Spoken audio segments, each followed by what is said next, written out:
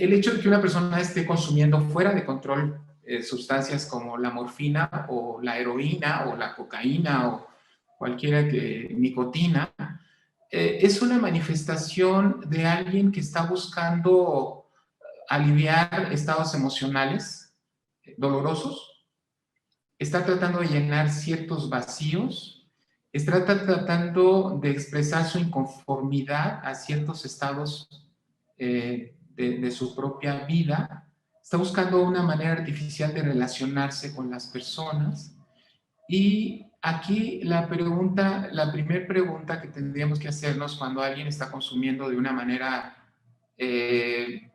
digamos, riesgosa, es no porque consume drogas o porque es adicto, sino más bien por qué sufre y cuál es el dolor que está mitigando. Si lo entendemos así, el enfoque terapéutico va a tener otra lógica mucho más efectiva, porque entonces entendemos que podemos quitar el consumo de sustancia, pero no estamos enfrentando las raíces, ¿no? Y muy probablemente esto lo podemos observar ya en la experiencia clínica. Alguien puede dejar de beber después de 20 años de un problema de alcoholismo, pero inmediatamente surgen otros tipos de problemas, a veces más perturbadores que el propio alcoholismo, si es que identificamos que el problema es el alcohol.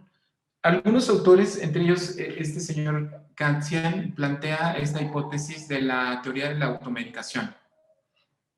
Entonces, dice que son precisamente estas patologías las que llevan a consumir drogas como una forma de alivianar. Es un medicamento que se autoadministra para poder lidiar con cierto estado o dolor emocional. Otros personajes emblemáticos hoy en día en estos nuevos paradigmas de entender las adicciones nos abren el concepto de adicción. Y entonces la adicción ya no es cuando alguien consume una sustancia como decía la definición de Naida, de una manera compulsiva, sino también puede ser cualquier otro comportamiento que provea un alivio temporal o un placer temporal, pero a largo plazo es como una salida falsa, ¿no? Que causa daño, que ya no puedes abandonar a pesar de las consecuencias negativas. Si identificamos esta definición, podemos hablar de autolesiones, de trastornos alimenticios, de uso excesivo de tecnologías, ¿no? Videojuegos, del juego patológico, de relaciones de dependencia o de codependencia. Podemos hablar también de situaciones relacionadas con ciertas prácticas, incluso saludables, ¿no? El hacer ejercicio de una manera adictiva, vigorexia, o tener prácticas sexuales de una manera compulsiva. Y bueno, la lista puede ser enorme. Todavía la clasificación internacional de enfermedades está en ese proceso de incorporar este tipo de prácticas que en algunos casos pueden identificarse como trastornos obsesivo-compulsivos, como parte de toda esta patología. Entonces, cierro esta parte para abrir sus comentarios y preguntas alrededor de esta reflexión. Si ayudar a alguien que tiene un problema de dependencia de sustancias va más allá de que deje de beber o deje de consumir, entendemos que tendríamos que darle algo a cambio o manejar las condiciones que están determinando este consumo. Por eso, en términos generales, las estrategias que usan los programas, incluyendo los programas de 12 pasos, que es un tema interesante que podemos abordar en esta o en otra ocasión, tiende a que la persona que tiene este tipo de problemáticas aprenda a manejar sus conflictos, a buscar formas sanas de relacionarse con la vida, con las personas, a autorregular sus emociones y en esa medida lograr estados de serenidad, algo que no se le da a un adicto que continuamente está en un proceso como le decía, de hiperactivación, a buscar esta capacidad de auto-observarse, ¿no? El monitoreo de estados mentales se convierte en una de las herramientas más eficaces. Y es este concepto, ¿no?, de mirar hacia adentro que está inmerso en escuelas filosóficas incluso. Hacerse una persona responsable, y esto implica no dejar de seguir pautas de víctima, de culpar a los demás, que es muy característico, ¿no? Encontramos en nuestros pacientes que dicen, es que mis papás no me quisieron y me sentía triste y no me dieron lo que quería y entonces me dediqué a consumir sustancias. Eso implica habilidades de afrontar problemas, asumir rol de adultos, porque encontramos justo en muchos de nuestros pacientes con problemas de consumo una especie de inmadurez o reacciones que no corresponden a la edad física, ¿no? Una edad mental muy a veces de adolescente, a pesar de que tienen 40 años, y en este manejo de culpas. En esta gráfica yo les estaría resumiendo un poquito cuáles tendrían que ser los objetivos terapéuticos para que una persona estuviera en mejores condiciones de, llamémosle así, de poder enfrentar de manera mejor su vida y por lo tanto sus adicciones. Cierro esta parte y abro espacio para preguntas, comentarios, reclamos. Si algo no lo entendieron, aprovechen ahora. Y los escucho con atención.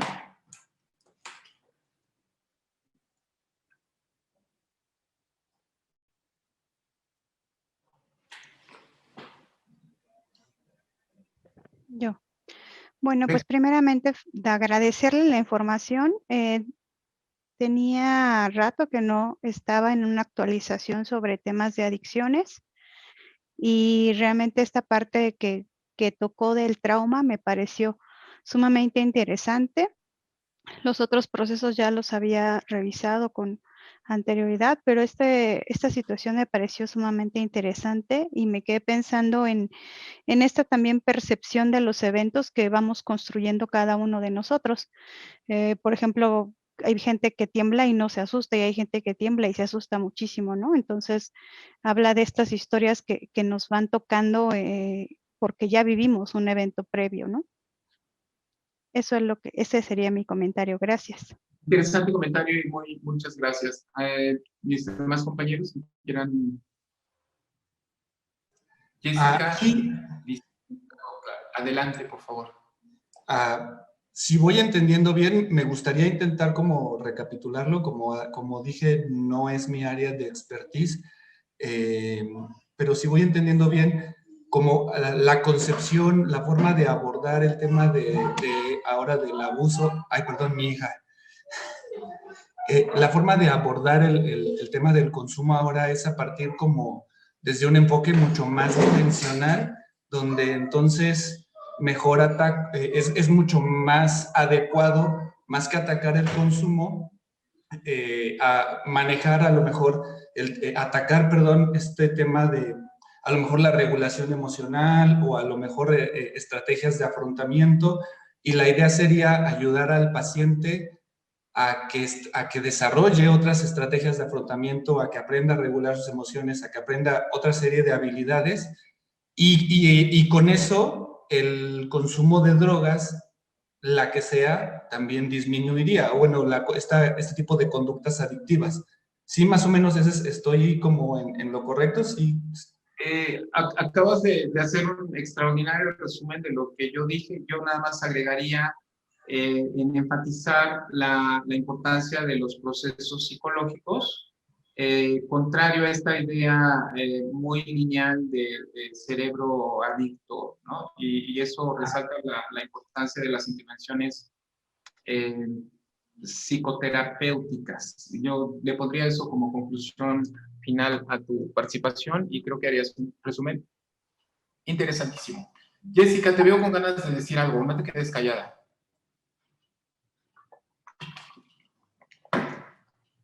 Hola. Pues en mi caso, yo no soy, bueno, yo no trabajo precisamente con este tipo de poblaciones. Sin embargo, soy especialista en psicología del deporte y en la actividad física. Entonces, para mí es interesante todo esto porque a pesar de que no es un área que comúnmente se vea en directo para mí, sí creo que esto que decía el compañero sobre los aspectos previos a son lo que a muchos psicólogos nos tocaría observar.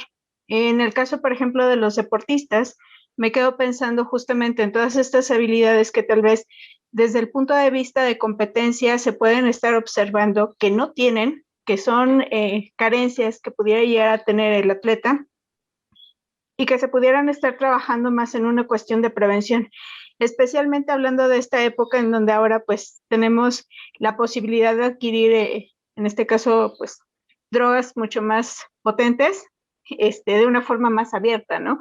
Entonces creo que es interesante esta parte de poder saber cuál sería como este previo, ¿no?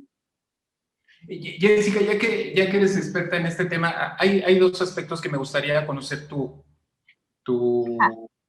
experiencia. Uno, con los atletas que trabajas, ¿has observado casos le vamos a llamar, el nombre es vigorexia que se usa, pero adicción al deporte?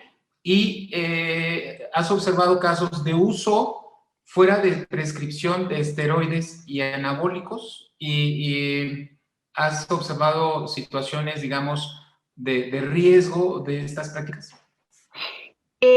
No necesariamente. Yo estuve haciendo mi servicio social en el CENAR, que es en ese entonces era un lugar en donde podías trabajar mucho con adolescentes, talentos deportivos se define.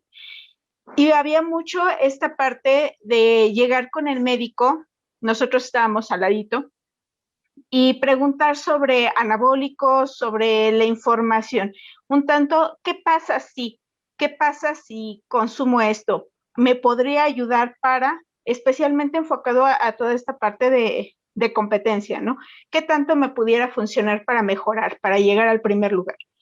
Esa parte creo que con los atletas sobre todo es muy común, esa como atracción que sienten hacia poder lograr mejorar su rendimiento. Lo que sí me ha tocado mucho, y creo que tal vez es la parte más interesante para mí de esta plática, es todos los que no necesariamente son nivel de competencia elite, es decir, quienes no van a Juegos Olímpicos, quienes no están en un ranking, pero que tal vez sí hacen competencia recreativa. Todos los que corremos en una maratón, todos los que corren carreras los fines de semana o que están en el gimnasio con frecuencia. Y ahí sí esta parte de la vigorexia creo que es algo que está mucho más presente de lo que nos gustaría pensar, porque en muchas ocasiones estas personas lo enmascaran mucho bajo la idea de que pues el deporte es salud. Y es una idea un tanto errónea que en muchas ocasiones hay que trabajar y empezar a abordar justamente por esto que mencionaba, ¿no? O sea, todos estos elementos o estas características que tal vez en el individuo no están desarrolladas al 100% y que entonces empiezan a mermar cuando tienen como este acceso a ciertas características como pudiera ser el ejercicio y todo este asunto digamos que de adicción tanto a la actividad como a ciertas sustancias, ¿no? Gracias. Efectivamente, la práctica del deporte produce un estado de dopamina y se convierte en una práctica contraria a veces al uso de sustancias, pero habrá personas que a través de la práctica excesiva del deporte, de esa idea de competitividad, de ser mejor, de alcanzar estándares, de serse notarios, pueden caer en algo que puede ser riesgoso físicamente por el exceso en que toman las cosas. De pronto se me viene la idea,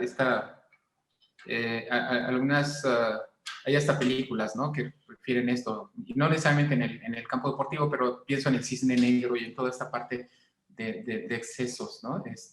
Motivado a veces por llenar huecos, etcétera, que los lleva a situaciones terribles. Entonces, justo estos modelos que estamos platicando, Jessica, podrían ser de utilidad si estuviéramos manejándonos en estos campos con personas en cierta dinámica de riesgo, ¿correcto? Sí, claro que sí. Mucho. Gracias por tu comentario, Jessica. ¿Alguien más que quiera preguntar, comentar?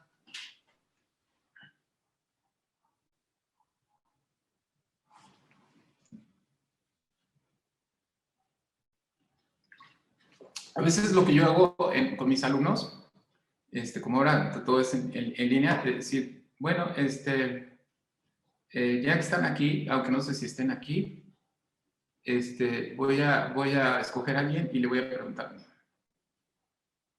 Y entonces, de pronto les pregunto.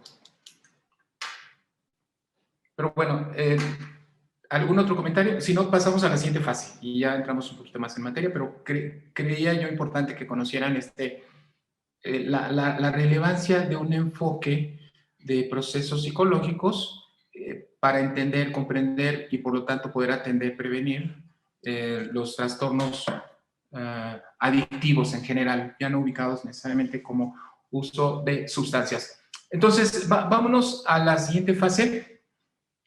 Y en esta fase voy a dejar claro cuáles serían algunos de los procesos psicoterapéuticos útiles para el abordaje de trastornos asociados al uso de sustancias. ¿En qué me baso?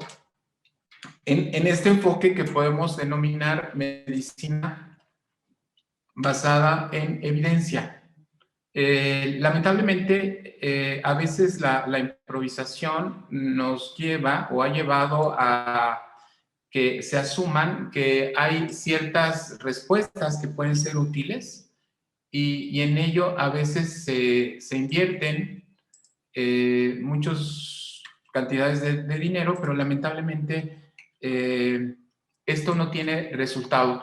Cuando hablamos de medicina o de enfoques basados en evidencia, es que hay estudios que se han replicado, estudios doble ciego en diferentes lugares y que permite hoy en día saber que hay técnicas que sí son efectivas para prevenir y atender y hay técnicas que definitivamente no tienen gran utilidad. Les ponía el caso de hablar de drogas, dar conferencias sobre adicciones. En realidad es perder el tiempo y perder el dinero, ¿no? Entonces son enfoques que tendríamos que borrar del mapa para empezar a plantear que hay enfoques basados en evidencia. Entonces voy en esta etapa de nuestro taller a explicarles algunas, explicarles por qué e invitarlos a que si algunas de estos enfoques les interesa, se metan con más interés. Hay materiales, hay manuales, hay guías. Yo con mucho gusto, si hay algunas áreas de interés que tengan para enriquecer su trabajo profesional, lo voy a hacer y los voy a apoyar con mucho gusto, que es parte de mi dedicación ahora, de mi trabajo, ¿no? El tema entonces, si me confirman que están viendo ahí una presentación, porque me ha pasado que luego empiezo a hacer una presentación y no la están viendo. ¿La están viendo?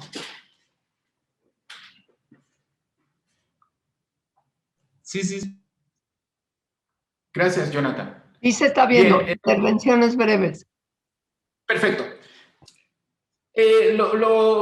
Intervenciones breves y voy a abordar la relevancia que tiene la terapia cognitivo-conductual, que no es la única, pero es una de las más efectivas. ¿Por qué razón es poco conocido, comprendido y aplicado el estudio de las adicciones? Les voy a explicar por qué. Porque tradicionalmente lo hemos visto al revés. Por ejemplo, atender a una persona con un proceso de adicción es atender a un enfermo crónico con un deterioro emocional, físico, etcétera, muy notable, ¿no? que tiene pocas probabilidades de recuperación. Lo cual significa que estaríamos atendiendo a una persona como en las etapas finales. Los enfoques, ya que lo decía Jonathan en su resumen tan claro, Jonathan, es cambiar los paradigmas a lo que podría ser anticiparnos a la cronificación de un problema en donde podemos tener mejores posibilidades de actuar y mejores posibilidades de tener éxito. Esto sin duda se convierte en un aspecto relevante que merece ser conocido. Ok, me voy a saltar esta. Bien, recuerden ustedes esta progresión que yo les decía, el no uso, el uso, el abuso y la dependencia, ¿no? Estos son como los escalones por los que va pasando una persona. Hay personas que nunca van a usar alcohol, aquí estaría. Hay personas que yo me incluiría, que puedo tomarme unas copas, pero habitualmente en una ocasión no he pasado últimamente de 3, no así cuando yo era joven, por ejemplo. Hay personas que caen en una dinámica de abuso, y el abuso se define como que consumen drogas en situaciones de riesgo, por ejemplo, manejar, beber bajo el estado de ebriedad, o alguien que tiene hipertensión y que está fumando o bebiendo alcohol, y la dependencia, ¿correcto? Esta es la progresión. Entonces, entendemos un poquito esto para pensar que quizás el mejor enfoque donde podemos intervenir es en etapas tempranas, más o menos por acá. Por eso la importancia de los enfoques de intervención temprana. Estos serían los modelos explicativos de cómo nos iniciamos y cómo continuamos consumiendo. Entonces, hay en esta fase de tendencia al consumo hasta la dependencia, hay factores sociales, hay situaciones del efecto de las drogas, aquí lo tienen, y hay también antecedentes individuales, familiares, sociales, que nos pueden acercar o nos pueden rechazar al consumo. Ahorita que Jessica hablaba del deporte, alguien que practica deporte de una manera rigurosa, va a tener como factores más de protección que de riesgo. La dimensión es impresionante. Chequen ustedes este dato de la encuesta nacional. Nos hablaría de que en México cerca de 20 millones, estos de alcohol, tienen problemas con su manera de beber. 20 millones, o sea, se dice fácil, pero en cualquier consultorio de ustedes, en cualquier ámbito que trabajen, nos vamos a encontrar personas con problemas de consumo de alcohol, y cada vez más jóvenes y cada vez más mujeres. En términos generales, esta sería una representación de cómo se comportaría el problema. La minoría desarrollan un problema de adicción, pero la población expuesta, básicamente adolescentes, se convertiría en una población objetiva. ¿A qué me refiero? Todos ustedes que trabajen en adolescentes, es importante que conozcan estas técnicas y que las puedan aplicar, y no necesariamente tienen que ser especialistas en tratamiento de abstinencias. Entonces, espero ser claro con esto e invitarlos a meterse en el manejo de intervenciones breves, que es el tema central de nuestro taller. El continuo de atención que en estos modelos de intervención va desde la prevención, y se habla de la prevención universal a la población general, selectiva en personas que están consumiendo, e indicada donde hay un riesgo mayor, la detección temprana. Ojo, aquí yo quiero moverlos a esta parte, las intervenciones breves, y en casos ya más avanzados, tratamientos especializados. ¿Correcto? Entonces, nosotros podríamos ubicarnos en esta parte. Y como les decía, voy a revisar con ustedes cuáles son aquellas estrategias que han mostrado con base en la ciencia que son efectivas. Hay factores de riesgo y protección. Este es un modelo fundamental cuando hablamos de comportamientos de riesgo, que es importante conocer. Y entonces los factores de riesgo se van dando a nivel individual, a nivel familiar, a nivel social. Y entre los factores de riesgo tiene que ver con los temas de familia, y particularmente la supervisión y los estilos de crianza de la familia.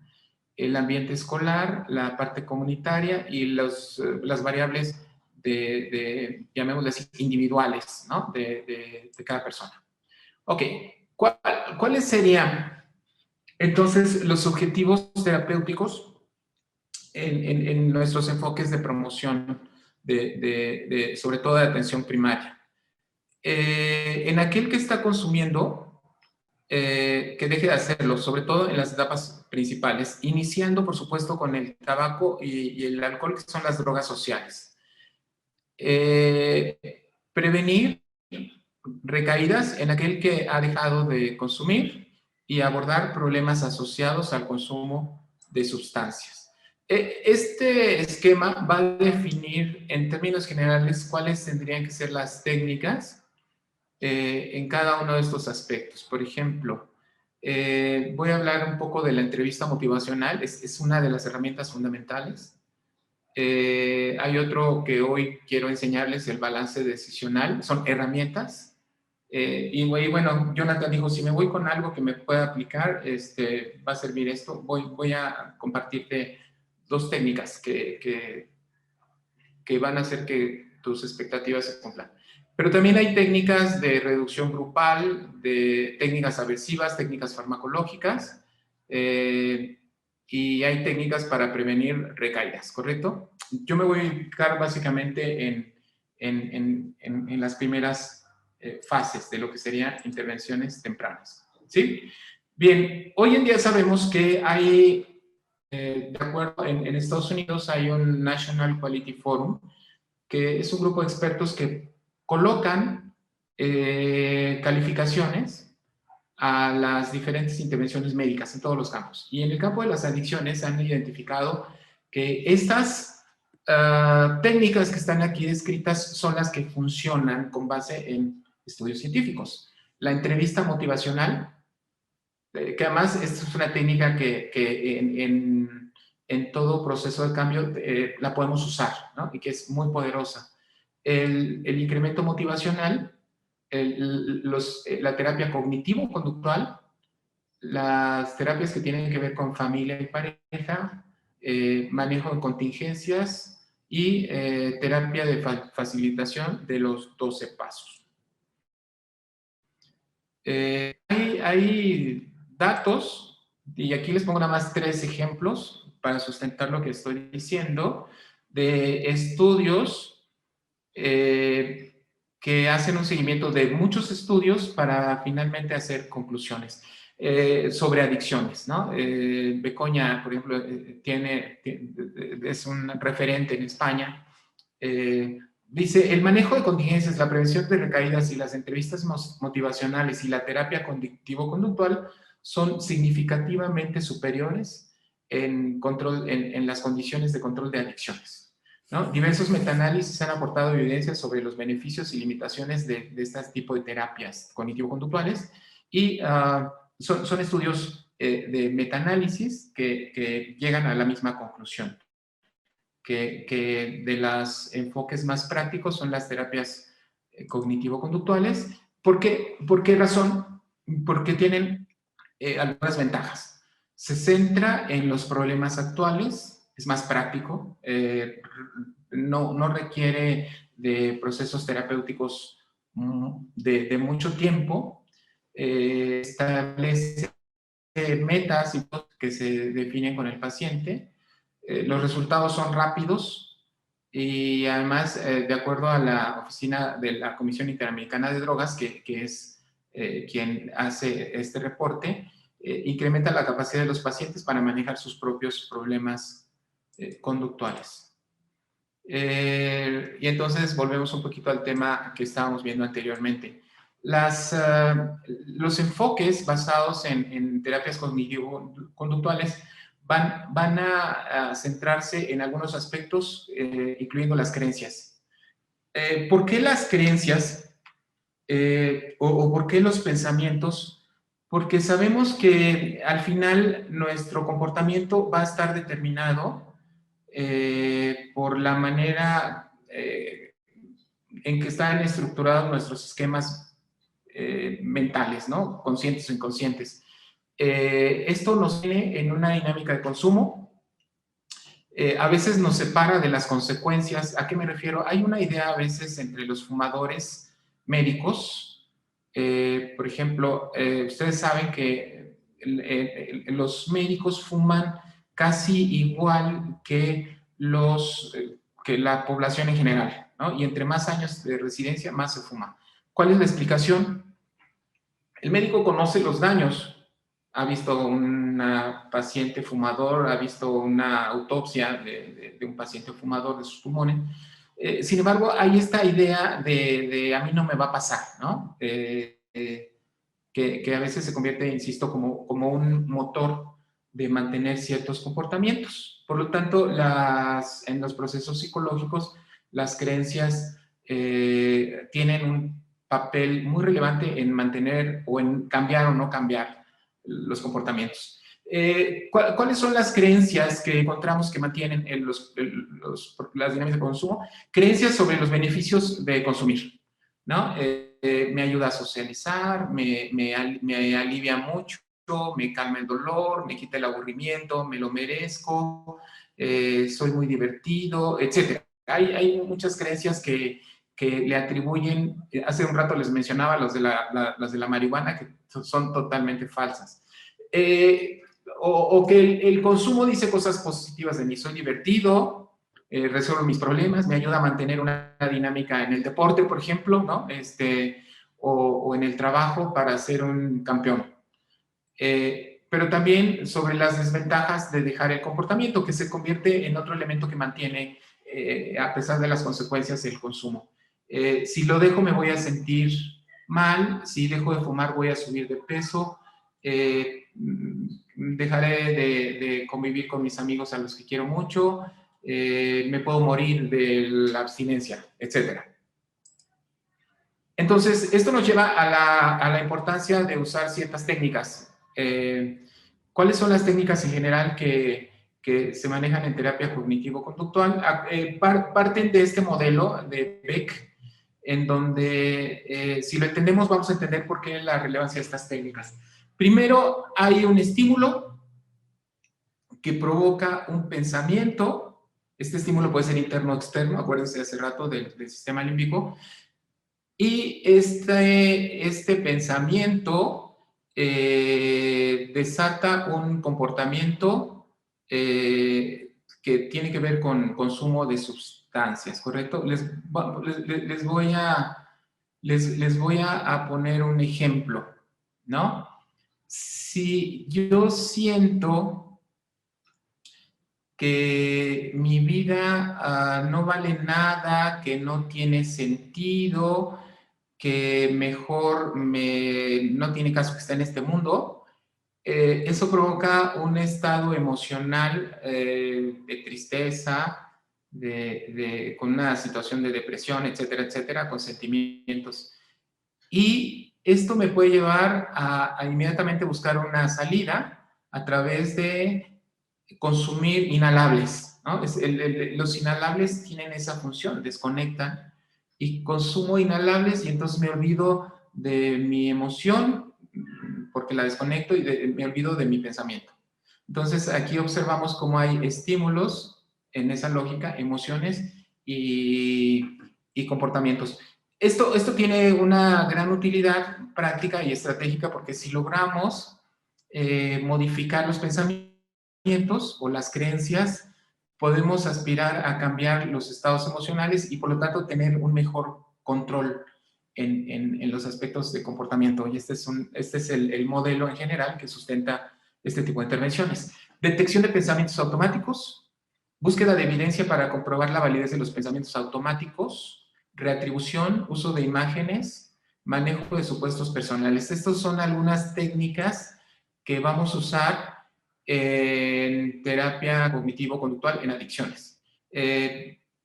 Por ejemplo, programación de actividades incompatibles, ¿no? Una de las tareas que vamos a hacer con un paciente que tenga depresión, que esté consumiendo, que no tenga, digamos, que tiene cierta rutina, ¿no? De consumir desde temprano, etcétera, etcétera. vamos a trabajar con él en elaborar un plan que incluya no exponerse a las situaciones de estímulo, cambiar sus rutinas y en vez de levantarse e ir a fumar, que es muy común, invitarlo a levantarse, ir a salir y hacer ejercicios de respiración. Es decir, estábamos trabajando con él nuevas rutinas que lo pongan lejos de los estímulos con los que lo van a llevar al consumo. En algunos casos vamos a usar técnicas de medición de pensamientos, de emociones, con un esquema de autoobservación, ¿no? Y esto ayuda al paciente a identificar cuáles son las situaciones estímulo y emocionales que van a determinar su compulsión por beber, por ejemplo, ¿no? Podemos manejar también técnicas de entrenamiento a través de juegos de roles, de relajación, de ensayo conductual, de role-playing, y todo esto se convierte en herramientas muy prácticas para el manejo de estas situaciones. En general, estas herramientas van a tener una aplicación en habilidades de afrontamiento, ¿no? Cuando mis amigos me presionan en una fiesta para que vuelva con ellos a beber, ¿no? O cuando tengo una situación demasiado estresante y entonces eso me lleva a beber. ¿Cómo enfrentar estas situaciones? Por lo tanto, el manejo, y vuelvo al punto donde Jonathan hacía el resumen, el manejo de estados emocionales relacionados con ansiedad, con estrés, con depresión, con la ira, etcétera, se convierten como en herramientas importantes. El manejo del estrés, el entrenamiento en habilidades sociales, el entrenamiento en habilidades de comunicación, en habilidades para la vida en general, y el manejo del enojo se convierten en técnicas que ayudan a nuestro paciente a tener mejor control. Entonces, hay enfoques orientados hacia el autocontrol, con técnicas de automonitoreo, lo estoy recalcando, y otros de anticipar situaciones para buscar salidas creativas. Entonces, el propio NAIDA ha planteado que los enfoques de cognitivos conductuales logra que los pacientes asuman el manejo de ciertas herramientas que el propio paciente puede aplicar en situaciones reales. Entonces, estos enfoques están orientados a proveer de herramientas a nuestros pacientes para que ellos lo puedan incorporar como parte de su cotidiano comportamiento. Voy a entrar en detalle sobre algunos aspectos prácticos, ¿correcto? Quiero que ustedes lo ubiquen, si no lo conocen, lo conozcan, y si lo conocen, lo reafirmen, en el entendido de que este tipo de intervenciones son de gran utilidad. No se necesita ser un terapeuta profesional con una maestría en adicciones para poder hacer intervenciones efectivas cuando hablamos de intervenciones breves en etapas iniciales del problema. ¿Cuáles serían el centro de estas intervenciones? Promover la motivación para un cambio. Es aquí en donde el modelo de cambio se convierte en algo fundamental. Es decir, nos podríamos convertir en motivadores de cambios conductuales o de estilos de vida que se orienten más hacia aspectos saludables de la vida. Esto es sin duda importante. En aquellos casos donde nuestro paciente no está preparado o tiene una problemática más compleja, nuestra intervención va a ser orientada a que nuestro paciente busque ayuda en el lugar adecuado, porque requiere de dispositivos mucho más complejos, por ejemplo, para una desintoxicación. Y en dado caso, lo que vamos a hacer en nuestras sesiones continuas de psicoterapia es darle seguimiento a esta intervención breve que vamos a hacer. Y un elemento importante, lo subrayo aquí, el apoyo y la participación de la familia adquiere una gran relevancia. Lo primero que tenemos que conocer, si queremos ser efectivos en esta parte de incrementar el nivel de motivación, va a ser conocer este modelo del modelo transteórico del cambio de Prochaska y de Clementi. Sobre este modelo quiero preguntarles si lo conocen, lo manejan, no sé.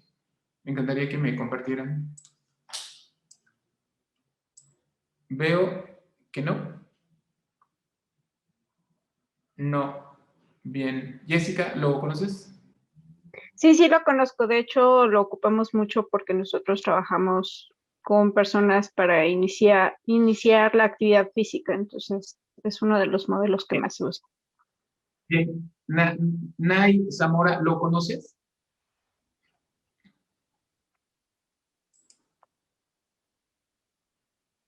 ¿O Jessie, lo conoces? Ok. Bien, si no lo conocen, lo van a conocer en este momento. Bien. Finalmente, nosotros en nuestro trabajo profesional promovemos cambios, ¿no? Esa es nuestra función. Y la habilidad de promover cambios es incrementar la motivación de las personas para hacer cambios. Ahora, estos no necesariamente tienen que ver con el consumo de sustancias. Por ejemplo, si ahora con el COVID hemos subido de peso y queremos empezar una nueva rutina de alimentación y de deporte, tenemos que conocer cuáles son los estadios del cambio. Si una persona quiere empezar a dejar de fumar, es importante conocer este modelo. Si una persona quiere empezar a tener pautas, si quieren ustedes, en el ámbito educativo, de ser más eficiente, va a tener que empezar con este modelo. Ok, ¿en qué consiste este modelo transteórico del cambio de Prochaska y de Clementi?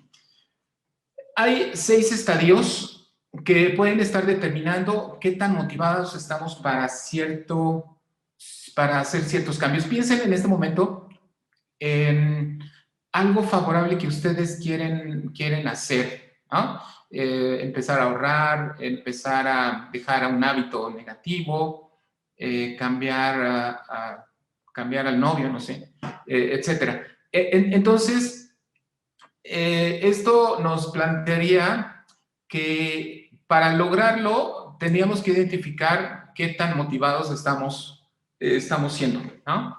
Entonces, habría varias etapas. Por ejemplo, vamos a pensar en el consumo de tabaco. Vamos a poner un ejemplo. Si llega una persona con nosotros que está fumando, y no necesariamente llega por su hábito, sino en un proceso de psicoterapia, basta con que le hagamos una pregunta para saber si está en la etapa de precontemplación. ¿Tiene usted interés en dejar de fumar? Bueno, primero, ¿es fumador? Sí. ¿Ha pensado usted en dejar de fumar? Si la respuesta es no, la persona se encuentra en etapa de precontemplación. ¿Qué significa? Que no tiene ningún interés en trabajar ese aspecto de su vida. ¿Correcto? Es ahí en donde si nosotros insistimos en que deje de beber y la persona no tiene el menor interés de beber, lo único que estamos es alentando su decisión de beber. Esto es muy paradójico. Por lo tanto, esta pregunta, si ha pensado en dejar de beber y la respuesta es no, el enfoque tiene que ser diferente. Si la persona nos dice que sí, entonces asumimos que la persona ya está contemplando, ya pasó al siguiente escalón, está contemplando dejar de beber, lo está contemplando. Todavía no decide hacerlo, pero se encuentra ya en el siguiente estadio. Ahora, una vez que puede decidir hacerlo, puede empezar a preparar para hacerlo. Y es en la etapa de preparación, ¿no? Está armándose de las herramientas. Por ejemplo, es muy común. voy a tirar los ceniceros, ya no voy a comprar los paquetes de cigarro, o lo vemos a veces en el mes de enero, ¿no? Después de que nos proponemos que vamos a hacer ejercicio, ¿verdad? Jessica, ¿no? Nos compramos nuestras pesas, nos vamos y nos compramos el uniforme deportivo, porque ahora sí vamos a hacer ejercicio. Esta es la etapa de preparación. Y de ahí la siguiente etapa es a la acción. Ya aquí lo intento crear mi hábito, intento dejar mis malos hábitos, y una vez que lo mantengo durante un tiempo, logro estar en la abstinencia. En el caso de adicciones, podemos hablar de 6 meses.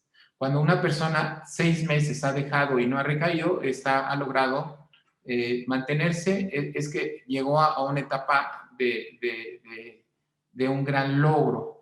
A veces, vuelvo al caso de que vamos a hacer ejercicio, porque me lo puse entre mis buenos propósitos de este año, y empiezo a salir en la mañana, me pongo mis pants, me pongo a correr, pero luego me enfermo a los 15 días de tos y pierdo la secuencia y ya no lo hago.